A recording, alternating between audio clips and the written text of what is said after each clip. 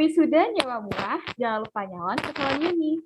Halo teman-teman semua, welcome to Bisik Alumni, bincang asik bareng alumni. Apa kabarnya nih teman-teman semua? Semoga selalu dalam keadaan sehat dan baik ya. Sebelumnya, kenalin nama aku Gracia Istar Stefani Putri atau yang biasa akrab dipanggil Grace. Aku merupakan mahasiswi Ilmu Kesehatan Masyarakat Unsri, peminatan Biostatistik 2019. Nah, pada kesempatan kali ini, aku akan menjadi host yang akan menemani teman-teman semua dari awal hingga sesi podcast ini berakhir nih. Nah, di Bisik Alumni episode ketiga ini, mungkin teman-teman udah notice ya, kita bakal sharing-sharing soal peminatan apa. Iya, bener banget. Jadi, kali ini kita akan sharing-sharing seputar peminatan biostatistik nih. Nah, mungkin tanpa berlama-lama lagi, langsung aja ya, karena kita udah kedatangan narasumber kita yang luar biasa keren, di mana beliau adalah alumni dari peminatan biostatistik 2015, yaitu Kak Rama Hesa Octavionil SKM. Yeay, halo Kak Rama, welcome to Bisik Alumni. Halo semuanya, salam kenal. Oke, salam kenal juga Kak. Gimana kabarnya nih Kak? Alhamdulillah baik. Untuk di zaman pandemi kayak gini ya, kayaknya nggak cukup cuman baik doang nih. Harus sehat, terus juga harus stay happy, karena kalau happy, sehat, nanti imunitasnya biar tetap stabil, biar bisa tetap produktif gitu. Grace, apa kabarnya nih? Alhamdulillah kabar baik juga nih Kak. Wih mantep banget, setuju nih sama Kak Ramah kalau di masa pandemi ini memang nggak perlu sehat fisik, nggak cukup sehat fisik aja gitu ya, tapi juga harus sehat mental gitu ya, sehat sosial juga. Oke deh, sebelum kita lanjut nih, kalau kata orang Indonesia itu tak kenal maka tak sayang, jadi izinkan aku mengenalkan Kak Rama lebih lanjut dengan membacakan beberapa pengalaman notable Kak Rama nih. Jadi, Kak Rama saat ini bekerja sebagai Data Manager di Public Health Emergency Operation Center di Subdirektorat Surveillance Kemenkes RI. Kemudian, Kak Rama dulunya juga merupakan intern analis data di Subdirektorat Surveillance dan Subdirektorat Infeksi Emergent Disease di Kemenkes.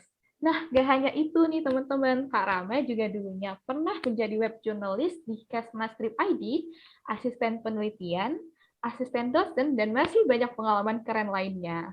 Wah, teman-teman, keren banget gak sih pengalaman-pengalaman Kak Rama ini? Pasti udah excited banget kan buat denger cerita dari Kak Rama lebih banyak lagi nih. Tapi sebelum itu, mungkin Kak Rama boleh nih memperkenalkan diri dan juga say hi untuk menyapa teman-teman podcast. Oke, thank you Grace. Selamat sore teman-teman semua. Jadi kenalin, aku Rama Hesa Octavionil, biasanya itu dipanggil Rama. Dulunya itu kuliah di Fakultas Kesehatan Masyarakat Universitas Sriwijaya, dan kebetulan peminatannya itu kalau dulu sih Epidbios masih gabung ya, epidemiologi dan biostatistik. Mungkin sekarang karena udah dipisah, epidemiologinya tersendiri, kemudian juga biostatistiknya juga tersendiri gitu. Aku angkatan 2015, kemudian juga graduation-nya tahun 2019, jadi sekitar 2 tahun yang lalu gitu selesainya. Okay, thank you Kak Rama for the introduction. Impresif sekali ya. Jadi mungkin langsung aja nih ya, karena aku sendiri juga nggak sabar banget nih dengar cerita-cerita yang luar biasa dan menginspirasi dari narasumber kita pada hari ini. Oke, Kak Rama, kalau boleh tahu sekarang Kak Rama lagi sibuk apa aja nih? Oke, kalau untuk sekarang kesibukannya alhamdulillah masih kerja ya sebagai data manager di Public Health Emergency Operation Center atau biasa kita singkat dengan PHEOC, itu di Subdirektorat Surveillance Kementerian Kesehatan gitu. Jadi sama juga apa ya, baru-baru ini sih masih ikut terlibat dalam beberapa kegiatan yang related to COVID-19 disease gitu. Ada yang misalkan untuk pelacakan kontak bagi tracer ataupun untuk penyelidikan epidemiologinya. Jadi gitu untuk kesibukannya akhir-akhir ini. Wah, keren banget, Kak. Iya, ya. Oke, oke, keren, keren. Oke, jadi mungkin kita lanjut ya, Kak. Aku mau ajak Kak Rama flashback sedikit nih. Aku penasaran nih, gimana sih cerita awal Kak Rama memilih peminatan Epid dulu, dan apa sih yang membuat kakak memilih peminatan ini? Oke, jadi dulu awalnya karena kita itu kan pernah belajar ilmu dasar ini ya, kesehatan masyarakat ya. Kalau nggak salah itu di semester pertama nih, dasar-dasar ilmu kesehatan masyarakat. Nah, kayaknya Grace juga udah belajar ya di semester 1 Ya, itu, kalau nggak benar salah, Kak. Introduction of Public Health Science itu kalau nggak salah diajarin sama Ibu Elvi, kalau nggak salah terus sama Ibu Imelda dulu, kalau zaman kami ya. Nah, terus pada waktu itu kita itu udah dikenali nih sama dosen-dosennya kalau arah dari seorang tenaga kesehatan masyarakat nantinya itu tugasnya sebagai tenaga promotif dan juga preventif, yang mana subjek kita itu adalah masyarakat secara luas, dengan cakupan yang lebih luas, dan kita itu bukan hanya tentang individu subjeknya, jadi subjek kita itu cakupannya lebih luas, masyarakat. Dan juga arah dari kegiatan seorang kesmas itu karena tugasnya adalah preventif untuk mencegah. Jadi gimana caranya kita untuk mencegah kejadian suatu penyakit itu, berarti kita menganalisis dulu nih apa saja sih sebenarnya tantangan dari kejadian penyakit di masa yang akan datang gitu. Kita ngumpulin data-data terdahulu, kemudian kita analisis, kita olah menjadi suatu data, suatu informasi yang nantinya berfungsi untuk sebagai pengambil kebijakan nih nanti dari data-data yang kita siapkan nanti bisa jadi suatu langkah mitigasi ataupun langkah penanggulangan dari suatu kejadian penyakit di masyarakat. Nah, salah satu peminatan yang intens banget nih belajar tentang itu tentunya adalah di biostatistik dan juga sebenarnya epidemiologi ya, karena masih inline. Kalau misalkan epidemiologi kita belajar tentang teori-teorinya, nanti kalau di biostatistik kita belajar tentang pengaplikasiannya, kita belajar tentang analisis-analisis data yang sudah kita dapatkan dari penyelidikan epidemiologi. Jadi gitu, makanya menarik nih karena karena sebenarnya ujung tombak dari seorang kesmas, seorang tenaga kesehatan masyarakat itu kan memang menganalisis data, kemudian bagaimana caranya untuk menyerahkan data itu ke pemangku kebijakan sehingga bisa menghasilkan suatu kebijakan yang nantinya dapat bermanfaat untuk banyak orang, untuk masyarakat sekitar, kemudian juga bisa melakukan suatu mitigasi penyakit dan lain sebagainya, dan itu karena related banget sama biostatistik, jadi itu makanya kakak pilih dulu peminatannya biostatistik gitu. Oke, keren banget nih Kak penjelasannya. Memang benar banget, ternyata poin dari peminatan itu memang menjadi seseorang yang data driven ya Kak. Jadi bisa mengubah Betul. data menjadi informasi sehingga informasi ini bisa digunakan untuk membuat suatu keputusan ini. Setuju banget nih Kak. Oke, next on kalau gitu seperti yang kita tahu nih ya Kak, peminatan BIOS ini kan menarik banget karena identik dengan data, statistik, software gitu. Nah, kalau dari Kak Rama sendiri, di BIOS ini kita belajar apa aja sih, Kak? Oke. Di di biostatistik itu tentunya kita belajar tentang cara menganalisis data. Kalau di semester 5 itu kalau nggak salah ada mata kuliah tentang manajemen analisis data 1 ya. Kemudian nanti di semester 7 ada lagi manajemen analisis data 2, ada biostatistik parametrik, biostatistik non parametrik, banyak banget tentang sebenarnya belajar cara pengolahan data gitu. Tapi bukan cuman belajar tentang mengolah data ya, kita juga belajar kayak bagaimana caranya investigasi wabah, kemudian juga belajar tentang critical appraisal, itu maksudnya itu adalah belajar tentang mengkritik jurnal gitu, apa yang seharusnya ada dan apa yang seharusnya tidak ada di suatu jurnal, di sebuah jurnal itu gitu. Kemudian juga sebenarnya nih yang jadi momok mahasiswa kesehatan masyarakat pada umumnya kan karena biostatistik, berarti belajar tentang angka-angka gitu. Tapi jadi banyak yang males nih ataupun takut untuk masuk ke biostatistik. Tapi sebenarnya tuh enggak ya Grace ya. Kalau Karena kalau di semester awal mungkin biostatistik kita banyak belajar tentang rumus-rumus, misalkan kalau menghitung besaran sampel kita pakai rumus yang mana, kalau misalkan kalau kita mau melakukan penelitian nanti kita pakai rumus yang mana lagi. Nah, sedangkan kalau di udah peminatan, kalau udah masuk di biostatistik, nanti kita akan terbantukan gitu loh, karena kita bakalan banyak interaksinya itu sama software-software analisis. Kayak nanti misalkan kita pakai SPSS, kemudian pakai Epinfo, kemudian pakai Stata juga nanti. Nah, itu tuh lebih memudahkan, sebenarnya lebih memudahkan kita gitu loh. Dan pun untuk ujiannya nanti kita bisa menggunakan aplikasi ataupun software itu gitu. Nanti kita nggak ngitung lagi kalau dulu kan kalau semester 1 ataupun semester 2 mungkin masih menghitung manual, pakai rumus yang ini, pakai rumus yang itu. Tapi kalau udah peminatan, nanti kita bisa pakai software analisis gitu. Nanti tinggal masukin angka, kemudian nanti angkanya hasilnya keluar. Nah, nanti kita tinggal analisis aja gitu. Sebenarnya itu lebih lebih memudahkan kita gitu. Ya enggak, Grace? Iya, bener banget, Kak. Aku setuju sih. Emang kalau orang-orang itu kayak sering beranggapan kalau bios ini kayak serem banget ya tentang Oh, betul. rumus-rumus gitu ya. Padahal waktu dijalanin tuh enggak sama sekali. Dan malah penggunaan aplikasi dan software-software di bios itu malah lebih ke membantu daripada menjadi beban. Benar membantu sekali itu. Benar banget. Oke. Nah, apa ya, tapi talking about hal stigma-stigma negatif gitu ya tentang kepeminatan bios nih, Kak. Mungkin Kak Rawa bisa bisa nggak sih kayak sharing apa sih mitos-mitos yang kata orang di peminatan bios tuh gini, padahal aslinya tuh gini gitu loh.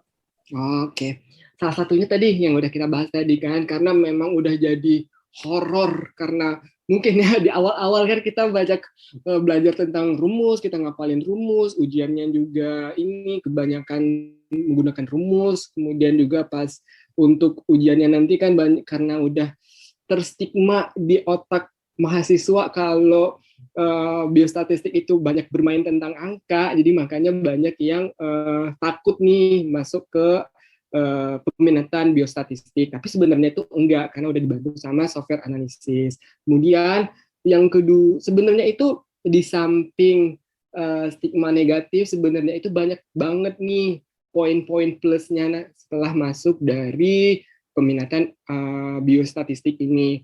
Terutama nanti kalau kita misalkan udah masuk ke semester 8, udah mulai skripsian, ini berarti pasti nih teman-teman dari peminatan yang lain, peminatan Promkes atau peminatan AKK dan yang lainnya itu pasti nanti konsultasinya tuh ke kita gitu loh. Oh ini misalkan kalau kita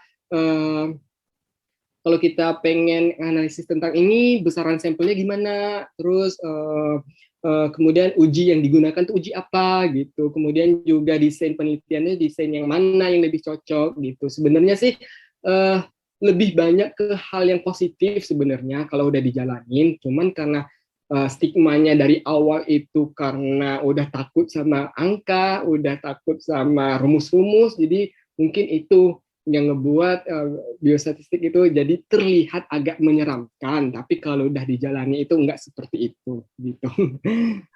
Oke, setuju banget sih, Pak. Teman-teman podcast bisa banget nih jadi bahan pertimbangan ya, terutama buat teman-teman yang belum peminatan ini. Semoga statement dari Kak Rama ini bisa mencerahkan ya, gitu, bisa mengubah mindset kalau peminatan bios itu sebenarnya seru loh. Gitu. Oke, next question nih. Hal-hal yang bikin seru dan juga challenging di peminatan ini apa aja sih, Kak? Oke, banyak banget nih kalau untuk yang seru-serunya di biostatistik ya. Selain kita nanti belajar tentang analisis data, kita itu juga jadi langsung tahu gambarannya, misalkan untuk skripsian nanti kita mau pakai desain penelitian apa, kemudian besaran sampel yang akan kita ambil itu berapa banyak sih sampel yang mungkin nanti kita akan analisis di skripsian nanti. Jadi kita dari awal ini udah tahu nih backgroundnya dulu apa yang perlu dipersiapkan untuk nanti hal menarik lainnya untuk anak-anak biostatistik ini nggak jarang, maksudnya itu kebanyakan, seringnya itu nanti bakalan di-hire nih sama dosen-dosen, kan biasanya tuh setiap tahun ada penelitian dosen ya. Nah, nanti tuh banyak nih teman-teman dari biostatistik nanti di-hire untuk ikut penelitian dosen A, ikut penelitian dosen B, nanti bisa kolaborasi sama dosennya untuk menganalisis data penelitian itu menjadi suatu informasi yang bakal dituangkan dalam bentuk laporan, kemudian jadi gitu bisa jadi enumeratornya juga. Tapi jarang sih kalau enumerator kan cuma untuk mengumpulkan data. Nantinya kalau udah di hire sama dosennya, nanti bukan hanya jadi enumerator tapi juga jadi data analisnya juga gitu. Jadi kolaborasi sama penelitian dosen jadi data analis. Jadi gitu itu menarik banget sih menurut kakak, karena di samping kita belajar, di kelas, tapi kita juga bisa langsung nih dalam wujud nyatanya kita bisa langsung praktek di penelitian dosen, kemudian di latihan-latihannya juga gitu. Banyak banget. Wow, seru banget ya Kak. Ternyata di Pemerintahan Bios ini walaupun masih mahasiswa ternyata udah ada opportunity ya bisa kolaborasi sama dosen yang which is ini nih pasti bakal membantu banget nih buat teman-teman semua, terutama dalam mempersiapkan karir nih. Wah, keren banget. Betul banget. Oke, Kak. Oke. Nah, pertanyaan selanjutnya nih ya, Kak. Kalau tadi kita udah lebih ngomongin ke peminatannya, yang benar esensinya. Nah, kalau sekarang dari segi prospek kerja ataupun karir nih, Kak, peminatan BIOS ini prospek kerjanya tuh gimana sih, Kak? Dan mungkin Kak Rama juga bisa nih mention untuk institusi ataupun tempat-tempat kerjanya gitu.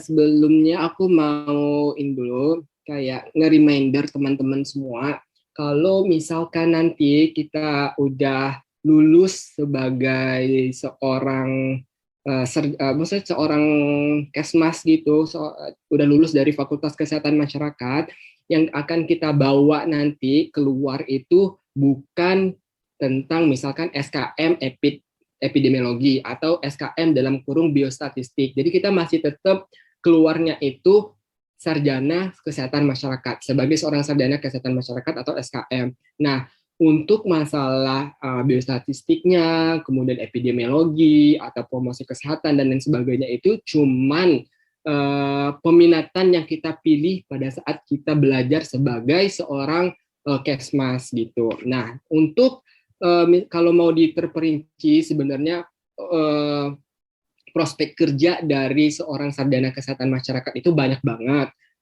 Kita nggak ini kalau dinas kesehatan ataupun puskesmas pasti teman-teman udah pada tahu ya, kalau di sana itu pasti bakalan ada nge-hire kita, maksudnya kita bakalan punya tempat di dinas kesehatan ataupun di puskesmas.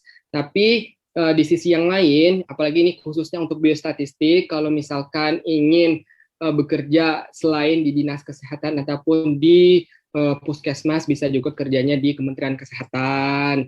Kemudian juga bisa kerjanya di kantor kesehatan pelabuhan, bukan hanya kerjanya di pelabuhan aja, tapi juga bisa kerjanya itu di bandara, di airport. Kemudian juga teman-teman misalkan juga bisa kerjanya kalau dari NGO, kalau mau kerja di NGO itu bisa kerjanya di WHO. Nah, itu banyak banget tuh nge-hire orang-orang apalagi di peminatan biostatistik untuk analisis data-data kesehatan di Indonesia. Itu di WHO banyak banget nge-hire tenaga-tenaga yang analis data. Kemudian juga NGO yang lain itu, teman kakak itu ada yang di Center for Indonesia Strategic Development Initiative, ataupun singkatannya itu CISD. Nah, itu juga tentang analis data juga, gimana caranya ngambil kebijakan juga, itu bisa juga di sana. Kemudian juga misalkan kalau teman-teman nggak mau di NGO atau misalkan mau di perusahaan, itu banyak banget juga yang terkait dengan analis data.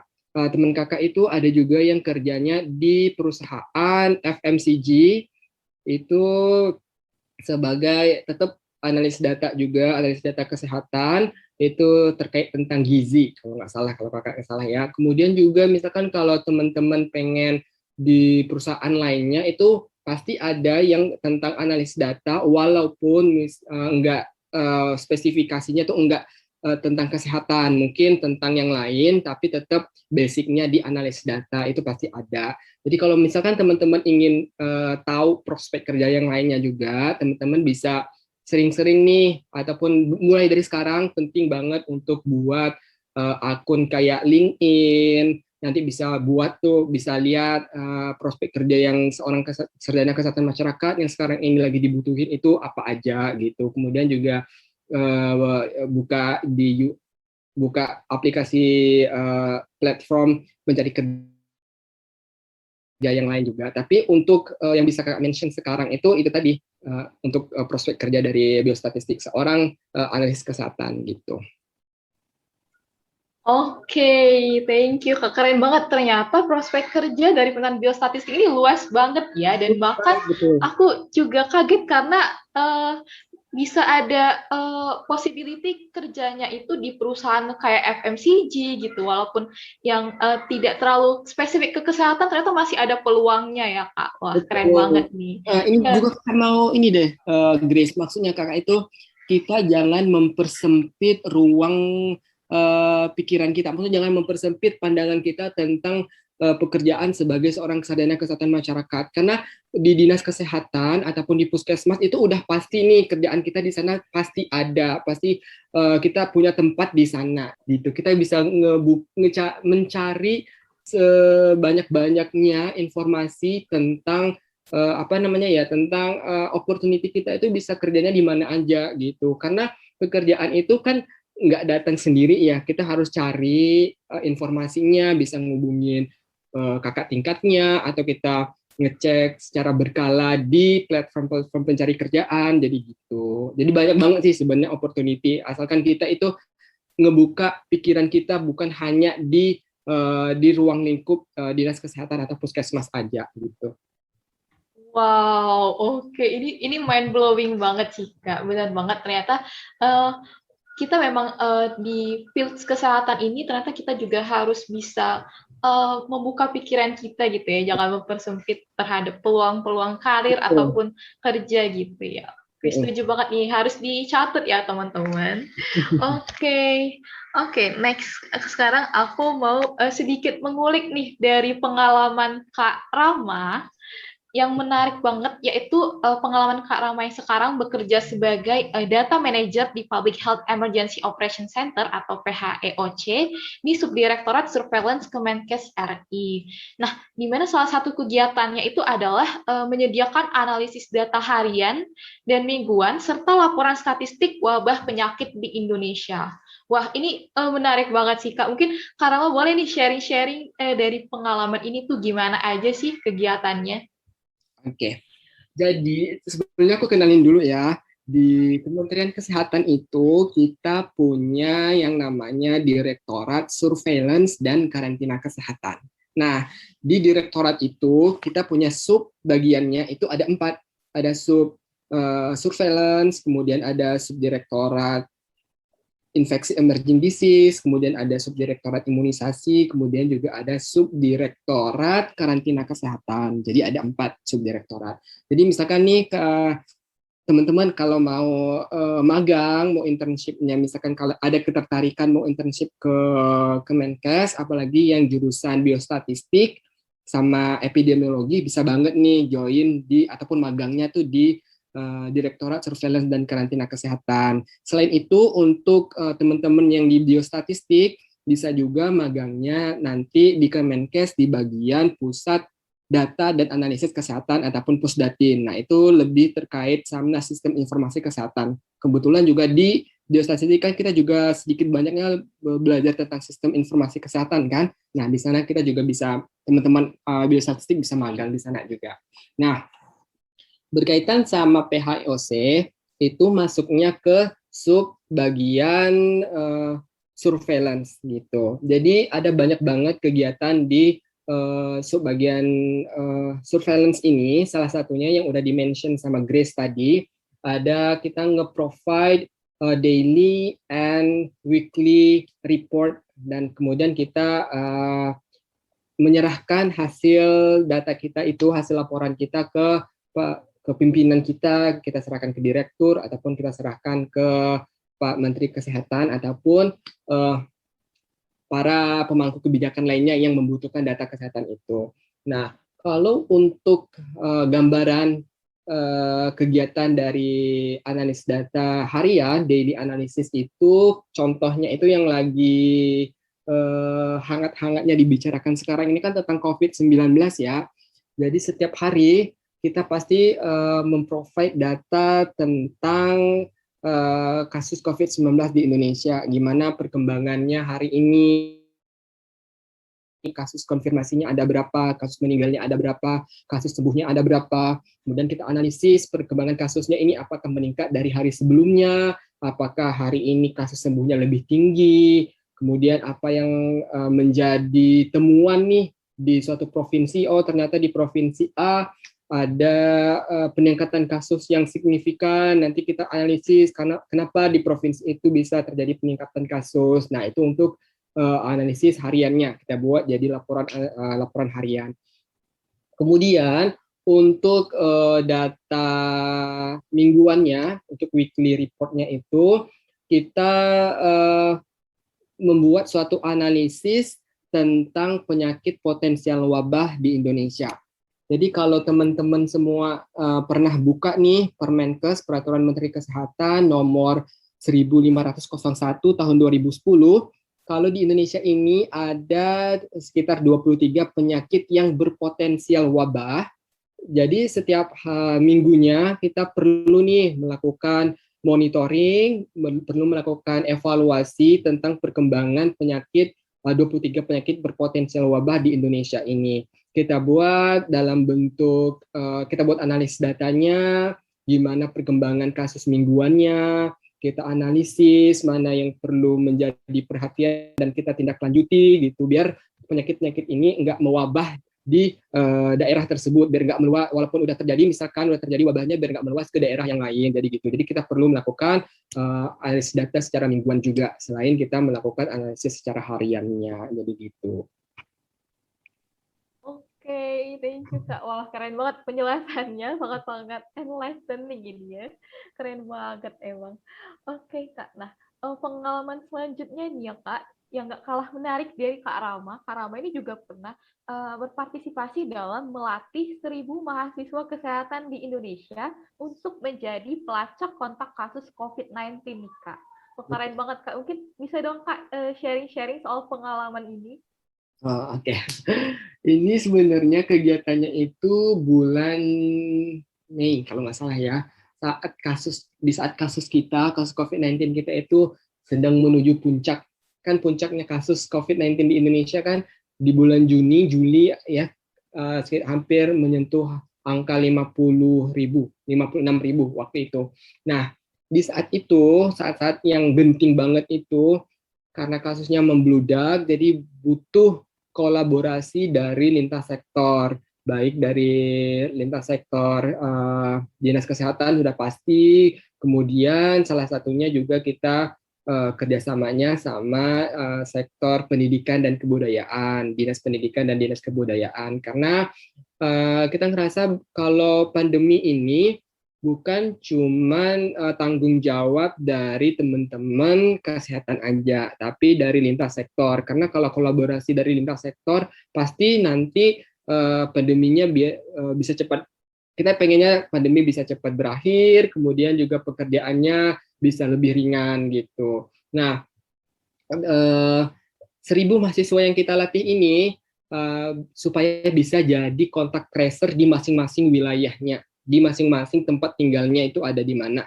Nah, nanti dia bisa membantu dari dinas kesehatan untuk mencari kontak erat dari satu kasus konfirmasi. Jadi kita ajarin nih gimana caranya mencari kasus konfirmasinya, kemudian gimana caranya mewawancara kasus konfirmasi itu biar bisa mendapatkan informasi nih, dia itu pergi kemana aja sebelum dia sakit, sebelum dia terpapar COVID-19, sebelum dia positif gitu. Nanti ketemu sama siapa aja setelah kita wawancara ataupun setelah kita tanyain nih si kasus konfirmasinya, kemudian kita dapat kontak eratnya, kemudian kontak eratnya itu kita pantau selama beberapa hari. Kalau misalkan dia bergejala, itu biar kita kalau pada saat pemantauan kalau dia bergejala nanti bisa kita rujuk ke rumah sakit ataupun ke fasilitas kesehatan lainnya. Kalau memang dia nggak bergejala, dia tidak menunjukkan gejala apapun, dia bisa diisolasi mandiri di rumah, di karantina mandiri di rumah gitu. Yang penting kita bisa melakukan pemantauan terhadap kontak erat itu. Nah, 1.000 mahasiswa kesehatan ini bukan hanya terdiri dari mahasiswa kesehatan masyarakat aja nih, ada mahasiswa dari kedokteran juga, ada mahasiswa dari perawat, keperawatan, kemudian ada juga yang dari bidan. Nah, jadi kalau semuanya bisa berkolaborasi, nanti harapannya kejadian ataupun permasalahan COVID di Indonesia biar bisa tepat selesai gitu. Jadi pentingnya kolaborasi dengan lintas sektor, terutama dari mahasiswa, karena mahasiswa ini kan masih fresh-freshnya nih, apalagi mahasiswa kesehatan kan ilmunya itu pasti banyak banget nih, biar bisa langsung diterapin di masa pandemi ini, biar bisa ikut berpartisipasi dalam menangani pandemi di Indonesia. Jadi gitu. Oke, wow keren banget nih ya Kak. Jadi benar banget kuncinya adalah kolaborasi lintas sektor, ini benar banget Kak. Oh ya Kak, waktu pelatihan ini tuh kegiatannya dalam bentuk workshop kah Kak atau training atau gimana tuh Kak? Jadi kegiatannya ini workshop juga, training juga, lebih ke ini sih training sih ya, karena kita melatih selama beberapa hari, kalau nggak salah lebih kurang kita ngelatihnya itu selama 3 hari sebelum mereka memang benar-benar bisa langsung terjun ke lapangan. Sebenarnya sih mereka ini nggak harus terjun ke lapangan juga sih sebenarnya, karena untuk menjadi kontak tracer itu bisa juga kita hubungi via telepon, asalkan kita punya data-data si kasus itu, si kontak erat yang bakal kita hubungin. Tapi kalau emang nggak ada, kita nggak ketemu nomornya, berarti kita bisa melakukan pelacakan kontak itu nanti langsung ke lapangan. Nanti bisa temui dinas kesehatan, nanti kita di dinas kesehatan nanti bakalan dibantu ataupun kolaborasi sama petugas di dinas kesehatannya ataupun di puskesmasnya itu juga ada kontak tracernya. Nanti sama-sama nih melakukan pelacakan kontak di lapangan gitu. Jadi sebelum turun lapangan kita pasti di tracing dulu selama 3 hari waktu itu. Biar mereka punya ilmunya dulu deh. Jangan sampai waktu di lapangan mereka nggak punya ilmu apa-apa. Maksudnya nggak tahu harus ngapain gitu. Jadi perlu di coaching dulu. Oke, oke, keren banget ya Kak. Jadi mahasiswa yang dikasih ilmu-ilmu dulu ya, terus nanti bisa praktik langsung gitu ya. Ya, benar. Iya, oke, oke, keren banget nih Kak. Oke, pertanyaan selanjutnya nih ya Kak. Ini juga yang aku benar-benar penasaran banget jujur, yaitu Apa tuh? terkait pengalaman magang Kakak nih sebagai Wah.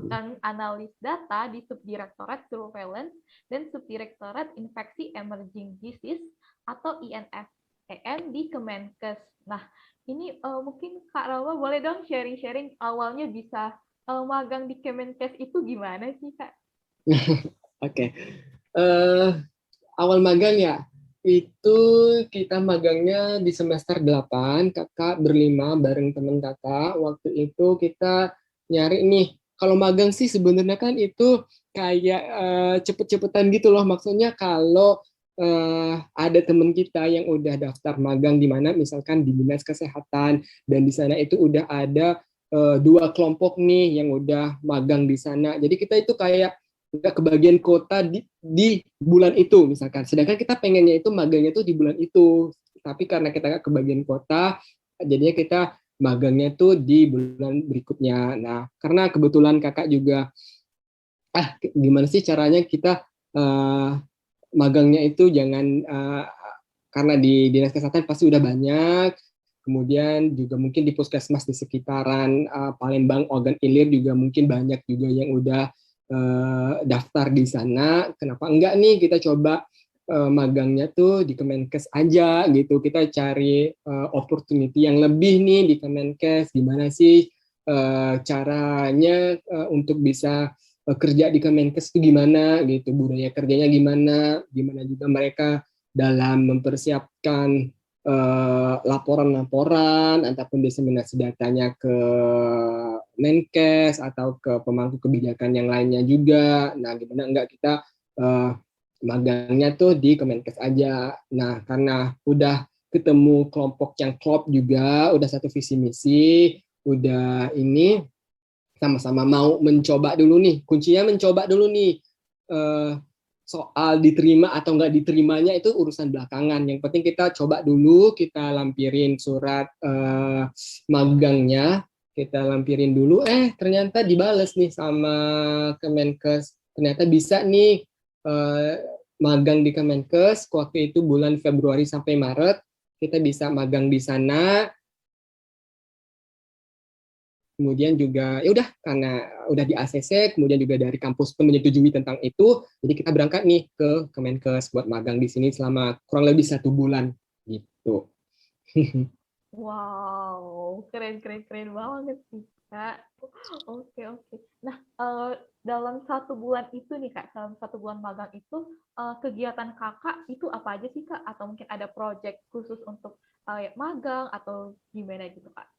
Oke, uh, karena kalau di kementerian itu kan kita lebih banyak uh, membahas ataupun kerjaannya itu lebih ke mempersiapkan laporan, kemudian juga mungkin kalaupun ada project-project nanti kayak kemarin itu projectnya adalah di rumah sakit Sulianti Saroso di sini di RSPISS. Jadi kita itu ngebuat suatu sistem pelaporan karena kita kan juga punya suatu aplikasi ya yang namanya itu adalah aplikasi uh, e-wars. Nah, e-wars itu adalah kalau bahasa Inggrisnya, bahasa Indonesianya itu di bahasa Indonesia kan ada sistem kewaspadaan dini dan respon.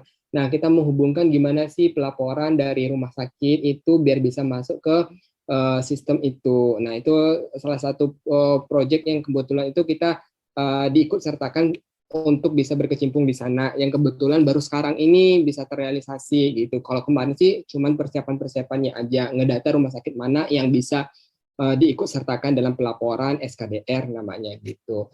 Nah, kemudian juga kalau untuk kegiatan lainnya pada saat magang, tentunya kita juga kayak ngebantu analisis datanya nih. Kebetulan dulu kakak juga menganalisis tentang data 23 penyakit, termasuk ya menganalisis data 23 penyakit di Indonesia itu yang berpotensial wabah. Kemudian juga kayak mapping sebaran kasus di Indonesia. Kemudian kita lihat nih daerah mana yang penyakitnya itu ternyata banyak banget nih penyakit apa sih, misalkan difteri atau penyakit diare. Oh, di sini ternyata tumpukan penyakitnya itu banyak banget. Kita buat mappingnya, kemudian nanti setelah kita buat mappingnya gimana caranya agar penyakit itu tuh enggak menyebar ke daerah sebelahnya ataupun di daerah sekitarnya gitu.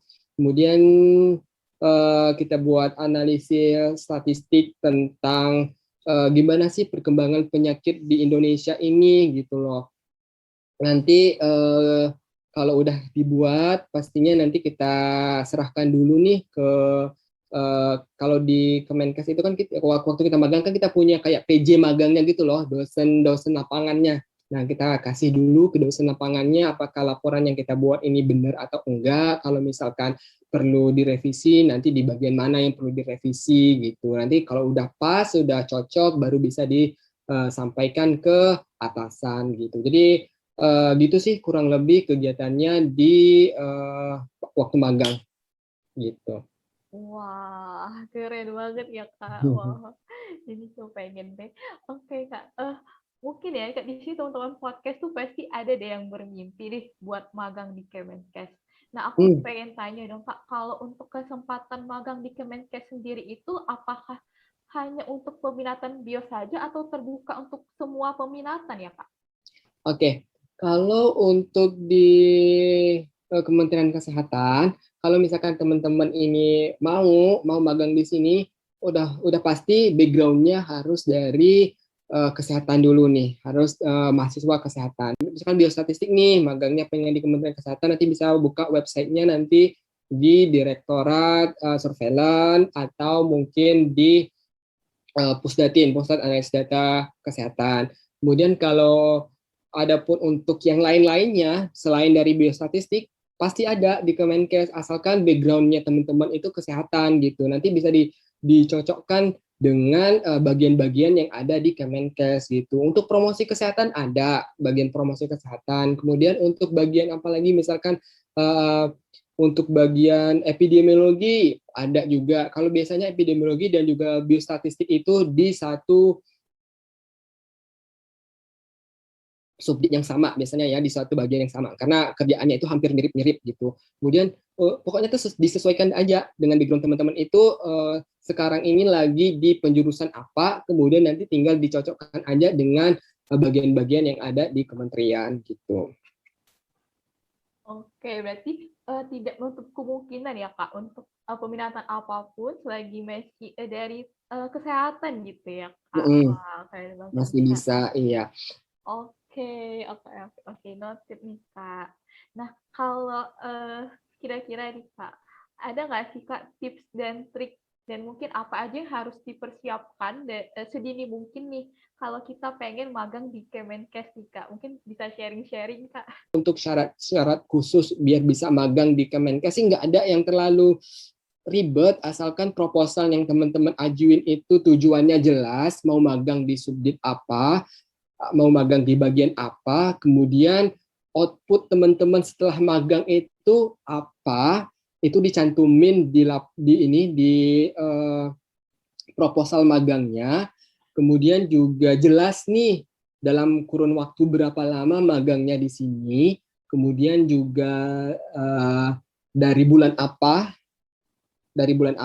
kemudian dijelasin kayak timeline kegiatannya itu apa aja sih selama, misalkan kalau teman-teman magangnya selama 1 bulan, nah teman-teman cantumin nih di proposalnya selama 1 bulan itu teman-teman bakal ngapain aja di Kemenkes gitu. Nanti dibuat kayak timelinenya hari ini, misalkan kegiatannya apa gitu, hari ini kegiatannya apa. Nah pastinya itu teman-teman sebelum ngebuat timelinenya, berarti teman-teman tuh harus nge-research dulu di subdirektorat itu atau di bagian itu kegiatannya itu apa aja sih, itu pasti ada tuh penjelasannya di website Kementerian Kesehatan. Nah boleh tuh teman-teman bisa lihat dari sana, kemudian disesuaikan, dicocokkan di timelinenya. Kemudian hari ini mau ngapain, asalkan tujuannya jelas, timelinenya ada, kemudian output yang bakal dicari setelah didapatkan nih setelah magang itu apa, nanti dicantumin di proposalnya. Nah itu nanti yang bakal jadi dasar pertimbangan untuk bisa magang di Kemenkes. Oke, jadi kuncinya adalah bagaimana kita itu menjelaskan semua planning gitu ya Kak di proposal secara detail, mulai dari input proses outputnya lah gitu ya Benar Kak. Banget, benar. Oke, ini penting banget nih dicatat buat bisa dipersiapkan dari sekarang ya buat teman-teman yang ingin magang di Kemenkes. Oke Kak, oke. Aku ada pertanyaan terakhir nih ya Kak ya. Ini kan Kak Rama kan dari intern ya. Terus setelah itu Kak Rama menjadi seorang data manager itu tadi, data manager di PHEOC. Nah, itu kan berarti kayak dari intern terus jadi full timer gitu lah kayak di Kemenkes. Nah, itu gimana sih Kak ceritanya? Oke. Pada saat Kakak selesai wisuda waktu itu, seminggu setelah wisuda, kemudian ternyata ada notif yang masuk nih dari email kalau di Kemenkes ini lagi ada rekrutan staff PHIOC, posisinya sebagai data manager gitu. Nah ini kesempatan yang menarik banget gitu kan, apalagi kita juga waktu itu posisinya kakak masih fresh graduate kan. Kenapa enggak sih kakak coba dulu untuk ikut wawancaranya, untuk ikut tesnya. Kemudian kakak ikut tesnya di sini sekitar bulan September kalau nggak salah. Awal September apa akhir ya? Pokoknya akhir Agustus awal September gitu. Nah, ikut tesnya, ikut wawancaranya, alhamdulillahnya keterima gitu. Dan itu awalnya emang dari magang. Makanya itu kalau pengen kakak kayak pengen kakak ingetin nih ke teman-teman semua, pokoknya itu di setiap apapun yang kita kerjakan dengan 100%, kita kerjakan all out gitu, karena baik buruknya ataupun besar kecilnya sesuatu yang kita lakuin itu pasti bakal ada umpan baliknya. Oke, jadi intinya kalau bisa kita dapat kesempatan gitu ya untuk magang gitu, untuk bekerja dengan orang lain, kita benar-benar harus apa ya, ibaratnya tuh memberikan yang seterbaik mungkin lah ya Kak. Betul, Jadi, jangan menyia-nyiakan kesempatan yang ada gitu. oke, nah benar banget ya Kak, karena emang kita nggak tahu ke depannya tuh bakal ada kesempatan seperti apa gitu yang Betul, menghampiri kita, benar dan banget. itu juga bisa datang dari network gitu ya Kak, jadi penting banget emang. Betul Oke. banget. Wah, udah nggak kerasa ya Kak, kita udah banyak Oh, ngobrol dan sharing-sharing ini dari mm, kegiatan BIOS, terus dari pengalaman Kakak, dari mm. magang ke karir, ini udah banyak banget. Nah, sebelum podcast kita berakhir nih, boleh nih Kak Rama mungkin ingin menyampaikan closing statement-nya untuk teman-teman pendengar podcast kita. Oh, oke. Pesan untuk adik-adik semua, khususnya di Fakultas Kesehatan Masyarakat Universitas Sriwijaya, mumpung sekarang masih semester 5 ya, Grace. Pada umumnya yang masih di kampus, optimalin diri deh di kampus itu, cari jati dirinya itu selama di kuliah. Jadi jangan sampai kalau udah selesai kuliah baru mau mencari jati diri, aku nih sebenarnya pengennya ini kemana gitu. Jangan sampai seperti itu. Maksudnya itu selama masih di kampus kalian optimalin potensi yang ada di diri kalian, kalian cari kalian itu senengnya kemana, kemudian ikutin selain belajar di kampus, jangan hanya belajar di kelas aja, maksud kakak. Selain belajar di kelas jangan sampai melupakan ataupun nggak ikut di organisasi, karena belajar di kelas dan juga organisasi itu sama-sama harus berjalan beriringan, harus balance, karena soft skill dan juga hard skill itu nggak hanya dapatnya itu di bangku kuliah aja, di dalam kelas aja, tapi juga dari kegiatan-kegiatan yang kita ikutin. Nah, terus itu kalau teman-teman udah ikut di suatu kegiatan ataupun di suatu organisasi, jangan lupa untuk mengoptimalkan diri, untuk all out di apapun yang pilihan teman-teman gitu. Jangan jangan cuma setengah-setengah nih cari pengalamannya. Jadi biar pengalamannya itu bagus, biar kesan yang ditimbulkan juga baik. Jadi teman-teman harus melakukan segala sesuatu yang terbaik juga. Nah, kemudian juga ada satu lagi nih, kalau pesan kakak untuk adik-adik semua, kalau misalkan nih nanti udah selesai dari selesai kuliah di jurusan kesehatan masyarakat ini, teman-teman jangan menyempitkan diri hanya oh kalau seorang sarjana kesehatan masyarakat ini kegiatan apa tuh kerjaannya cuma di sini misalkan cuma di dinas kesehatan, enggak. Kalau opportunity kita itu banyak banget, asalkan teman-teman itu rajin mencari, kemudian juga teman-teman itu rajin mungkin komunikasinya baik sama kakak tingkatnya, nanti bisa cari informasi tentang kerjaan juga dari kakak tingkatnya. Jadi itu. Jadi sih pesan kakak itu lakukan segala sesuatu dengan terbaik, dengan sebaik-baiknya. Nanti feedbacknya juga bakalan baik untuk teman-teman. Oke, wah keren banget ini closing statement-nya ya.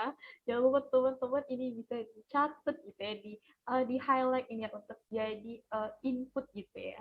Nah, dari obrolan podcast kita ini ya Kak, barangkali ada teman-teman yang mau berkenalan secara online nih sama Kak Rama. Nah, kalau Kak Rama nggak keberatan, boleh nih Kak sharing akun media sosialnya supaya kita juga bisa stay connected gitu Kak. Oh, oke. Kalau untuk akun sosial medianya, kalau teman-teman mau follow bisa di Instagramnya kakak itu @ramareza. Kemudian di Twitter juga ada ramareza1. Kemudian juga di LinkedIn tinggal search aja username-nya Ramahesa Octaviani, nanti langsung keluar. Jadi kakak di tiga itu sih, stay aktifnya.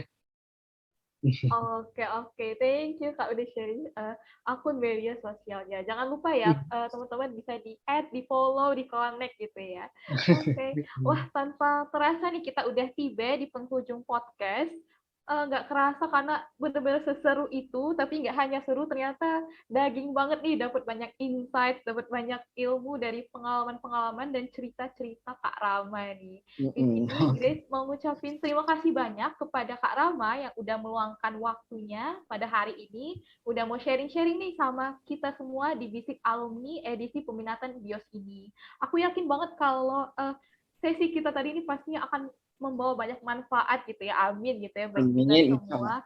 Dan aku juga ingin meminta maaf nih Kak apabila selama sesi tadi terdapat tutur kata ataupun tindakan maupun technical issue yang kurang berkenan. Oke, teman-teman podcast semua, terima kasih juga sudah mendengarkan podcast ini hingga akhir ya. Semoga semua ilmu dan informasinya tadi dapat membantu teman-teman semua, baik dalam memilih peminatan maupun menentukan karir ke depannya nih. Sekian teman-teman semua, sampai jumpa di podcast edisi berikutnya ya, dan sampai jumpa di lain kesempatan. Stay safe and healthy always, dan salam sehat. Bye-bye.